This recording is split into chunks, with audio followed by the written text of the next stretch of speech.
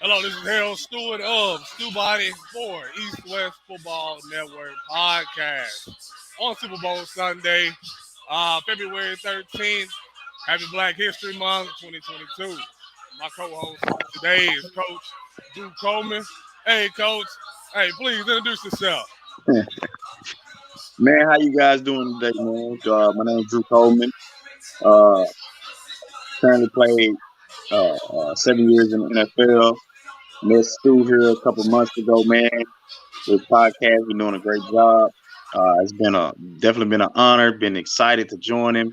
We was going strong for a couple months. Because of my job, I had to fall off for a month, man. But I was eager to get back on, so I'm glad he can host me, man, and we can talk about the Super Bowl. Oh, yes, sir. Yes, sir. I'm glad to have you.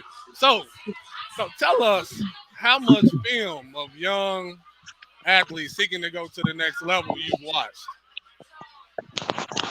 Uh, I think when you talk about watching film, uh, you want to start breaking down guys that you not only that you idolize, but guys that you can kind of see in yourself, guys who you want to be like, based on your ability. If you're not a fast guy, if you're not a guy with great top end speed, you want to watch film on guys that's playing the same position you used to play, and you want to kind of mimic those guys. You know, everybody wanted to be Deion Sanders and Bo Jackson, and you know what I'm saying, Reggie Bush, who was tremendous, like some of the most not only exciting but tremendous athletes this sport has ever seen, generated. But like me growing up, I was more of a Peter Ward fan.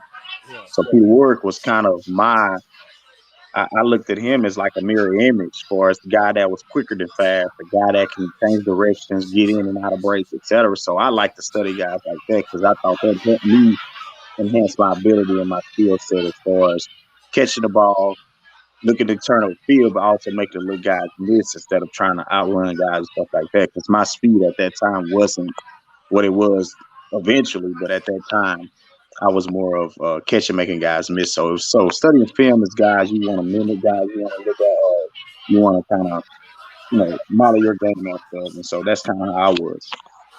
Right. So, so what's the sports statistic that motivates you most to go out and continue encouraging student athletes? And for me, I just want to put it out there. For me, uh, as an NBA student, it's the racial wealth gap. I mean, Hmm. the Hmm. difference in the yearly median household income. So, what is it for you?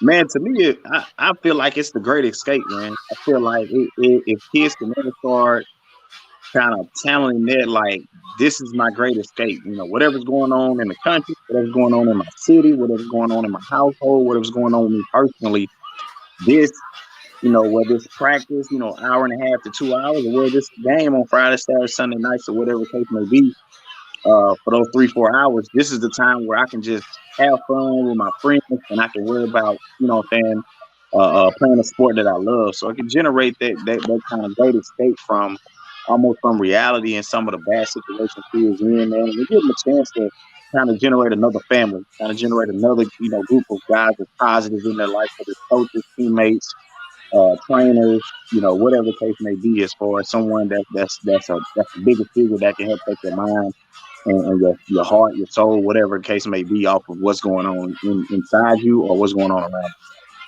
Right, right. So, we got a game here. It's halftime between the Bengals and the Rams. The score is 13-10, Los Angeles. you. So, Hmm. Coach Coleman. So, what have you seen from these two teams defensively? Defensively, I think you're looking at a team, man. That's neither one of them want to bring pressure because they both have tremendous receivers. I don't think they're scared of each other. I just think this shows a lot of respect for the Odell Beckham, Super Cups, Jefferson, and then you look on the other side with Wiggins or Higgins. Of course, how great Chase has played the whole year, being NFL Rookie of the Year. Uh, and it just shows the respect those guys have for those receivers, knowing if I ever get them a chance to get into one-on-one situations, they're that good where they can change the game, and the defense coordinators have respect for both sides of both respect for those guys. And so I think that's it. Right.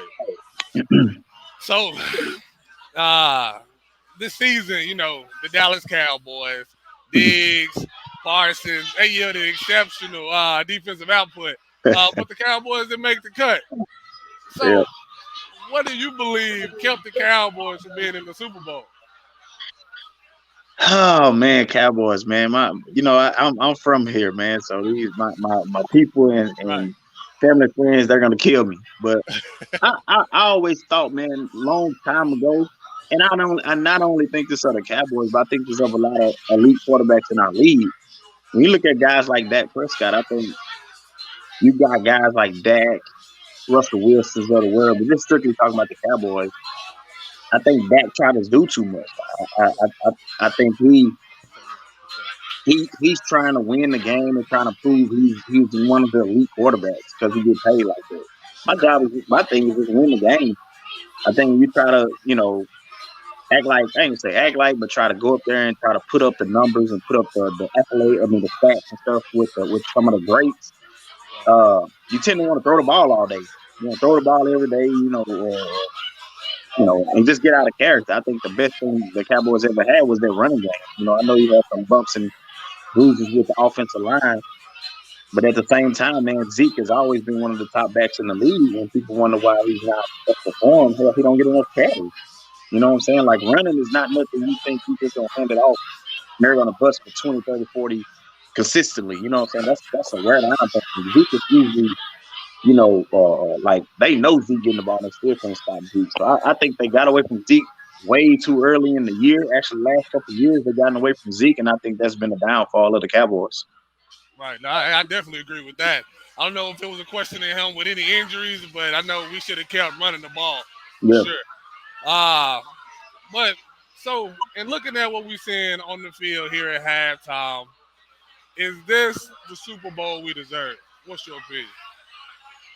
Uh, I think so, man. I think both teams worked their butt off. Definitely the Rams, man. They've given up so much to get here, and then you got Cincinnati, who's been the underdogs all year, man. Has played nothing but tremendous throughout this postseason. I think this postseason gave me the most exciting football I've seen, man. Every game has come down to last seconds and last possessions and stuff like that. So, and I think this game will be the same. Cincinnati is a strong second half team.